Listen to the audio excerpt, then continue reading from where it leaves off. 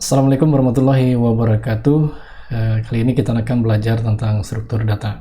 Oke, di pertemuan yang pertama ini kita akan menjelaskan mengenai pengantar dari struktur data. Sebelumnya, kita harus memahami apa itu data. Data merupakan catatan atas kumpulan fakta. Dalam penggunaan sehari-hari, data berarti suatu pernyataan yang diterima secara apa adanya. Pernyataan ini adalah hasil pengukuran atau pengamatan suatu variabel yang bentuknya dapat berupa angka, huruf, kata-kata, suara, atau citra. Oke, struktur data sendiri definisinya adalah merupakan model logika atau matematik yang secara khusus mengorganisasi data. Sebuah model harus dapat mencerminkan keterhubungan data dengan dunia nyata dan bentuknya sederhana atau efektif. Berdasarkan pengertian dari istilah ilmu komputer, struktur data sendiri merupakan sebuah cara penyimpanan, susunan, serta pengaturan sebuah data di dalam penyimpanan komputer. Apa manfaat kita belajar struktur data? Ada beberapa manfaat untuk apa kita belajar struktur data, terutama berhubungan dengan pemrograman komputer. Yang pertama, memberikan kemudahan dalam proses pemrograman, kemudian memudahkan dalam menggunakan konsep algoritma. Yang ketiga, efisiensi memori yang dipakai. Dan yang keempat, memudahkan dalam pengaturan data, serta banyak lagi manfaat mempelajari struktur data.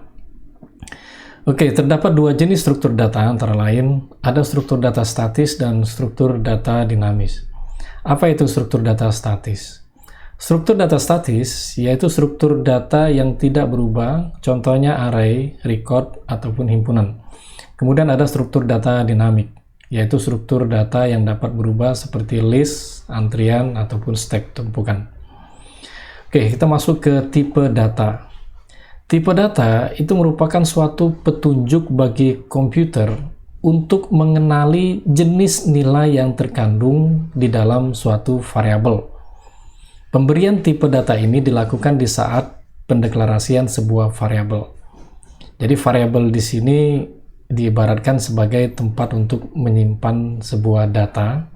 Jadi isi dari sebuah variabel tersebut, tipe datanya harus kita definisikan terlebih dahulu. Data secara umum dapat dikategorikan ada tipe data sederhana, kemudian ada struktur data. Tipe data sederhana itu ada yang tunggal dan majemuk. Tunggal itu terdiri dari integer atau bilangan bulat, real bilangan pecahan, boolean itu bilangan logika, kemudian ada karakter. Kemudian untuk majemuk itu adalah string. Struktur data sendiri ada yang sederhana, itu ada array dan record, kemudian ada yang majemuk terdiri atas list, stack, antrian, tree, ataupun graph. Oke, kita masuk ke tipe data integer. Integer itu merupakan bilangan bulat. Jadi penggolongan tipe data integer dimaksudkan untuk membatasi alokasi memori yang dibutuhkan. Sebagai contoh, misalkan ada suatu variabel bilangan yang kita perkirakan nilai maksimumnya adalah 32.767. Kita cukup mendeklarasikan variabel bilangan tersebut sebagai bilangan integer, ukuran 2 byte, bukan tipe data integer yang lain. Kenapa? Karena di dalam tipe data integer, itu ada jenis-jenisnya, sesuai dengan rentang nilainya. Ada tipe byte, ada short integer, ada word, ada long integer. Jadi untuk menentukan tipe data dalam sebuah variabel, kita harus bisa mengetahui kira-kira tipe data tersebut maksimal datanya berapa. Jadi kita bisa mendefinisikan jenis-jenis tipe data integer tersebut. Kemudian kita masuk ke tipe data real atau bilangan pecahan. Bilangan real atau nyata merupakan jenis bilangan pecahan. Ini dapat dituliskan secara biasa atau model saintifik.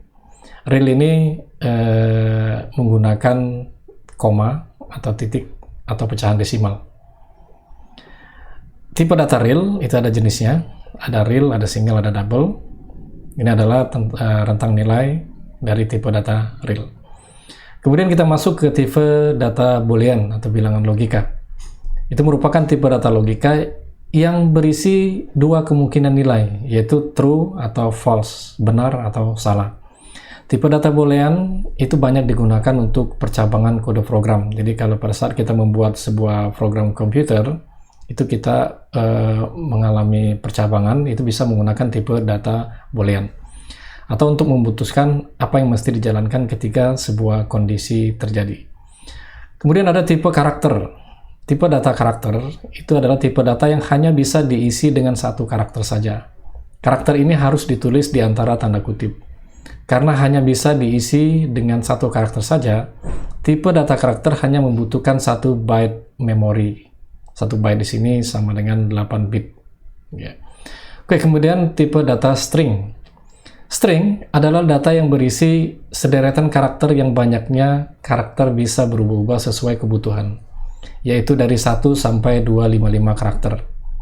Tipe string yang tidak dinyatakan panjang karakternya dianggap mempunyai panjang karakter 255. Ada banyak operasi-operasi atau operator yang digunakan di dalam operasi string. Itu ada length, ada concat, ada delete, ada insert, ada substring.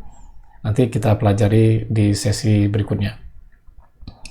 Kemudian bagaimana cara menentukan tipe data? Jadi kita bisa melihat berupa karakter, berupa angka, atau berupa logika. Kalau berupa karakter, kita cek apakah satu karakter, apakah banyak karakter. Kalau dia satu karakter, maka dia didefinisikan tipenya char. Kemudian kalau banyak karakter, kita definisikan sebagai string. Kemudian berupa angka, kita cek apakah dia berupa bilangan bulat atau bilangan pecahan. Kalau bulat, berarti tipenya integer. Kalau pecahan, berarti dia tipenya real.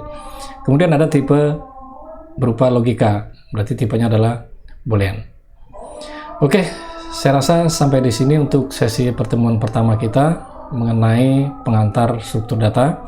Kita lanjutkan nanti di sesi berikutnya operasi-operasi di dalam tipe data string. Saya tutup.